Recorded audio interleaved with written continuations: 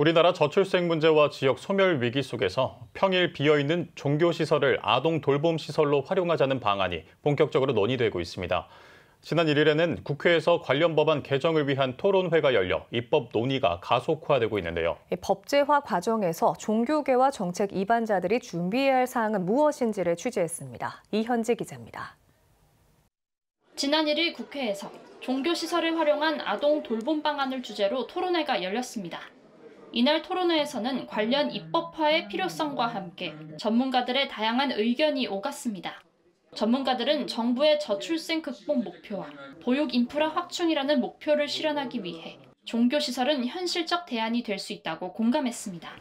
영유아 돌봄 인력은 늘어나야 하는데 지방 소멸, 출생아 수 감소 현상으로 전국의 어린이집 숫자는 줄어들고 있는 상황에서 기존 시설을 활용하는 건 필연적이라는 겁니다. 유해시설이 아닌 데다 대부분 지역사회와 깊이 연계돼 있는 종교시설은 아동 돌봄과 교육에 대한 신뢰도와 접근성이 높은 것도 장점입니다. 국가가 이렇게 아젠다 세팅을 했는데 이거 어떻게 해낼 것인가라고 하는 구체적인 대안이 한국종교지도자협의회에서 2015년과 2018년도에 저출산 극복을 위한 선언문을 발표했습니다. 10대 정당도 이미 충분하게 공감대를 가지고 있어서 문제가 없다. 전문가들은 종교시설을 아동 돌봄시설로 활용하기 위해 다양한 법률에 포괄적인 개선이 필요하다고 강조했습니다. 법적 행정적 절차가 복잡한 데다 다양한 이해관계자의 의견을 반영하기 어려워 실질적인 실행에 장애가 될 수 있기 때문입니다. 토론회에서는 유아보육법뿐만 아니라 복수용도 제도, 설치 기준 등 건축법 등에 저촉되는지 여부와 관련 법안 개정 방안을 모색했습니다. 토교통부에서 건축법 시행 규칙을 개정을 해가지고 우선은 종교시설과 노유자시설을 복수 용도로 지정을 할 때 건축위원회 심의를 거치지 않도록 추진을 하고 있습니다.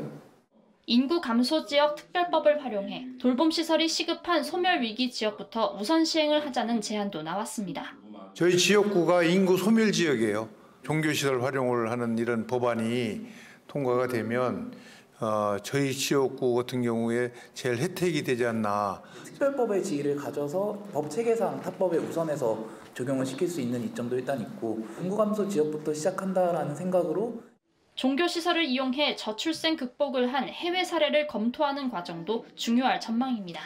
11월 중순경에 자료를 모아서 출판을 해서 국내 편과 해외 편이 곧 출판이 됩니다. 유럽이거나 북미에서는 또 아시아 지역 일부에서는 이 종교 시설들을 이용해서 많은 출생 장려에 도움이 되고 있다는 산 증거가 있습니다. 여러분들이 활동하시는데 도움이 되리라고 믿고 이번 국회 토론회는 입법화를 위한 구체적인 방안을 검토할 수 있는 계기가 됐습니다. 행사를 주관한 인요한 국민의힘 최고위원은 이번 논의가 일회성으로 끝나지 않도록 지속적인 관심과 노력을 기울여 법안이 실질적 변화를 가져올 수 있도록 최선을 다하겠다고 다짐했습니다. 종교시설에서 아동 교육을 한다는 것은 참으로 어떻게 보면 지당한 일입니다. 적극 지지하고 종교시설이 아동 돌봄의 새로운 장으로 자리 잡을 수 있는 가능성을 보여준 이번 토론회. 저출생 문제 해결에 기여할 수 있는 중요한 시발점이 될지 기대를 모으고 있습니다. CTS 뉴스 이현지입니다.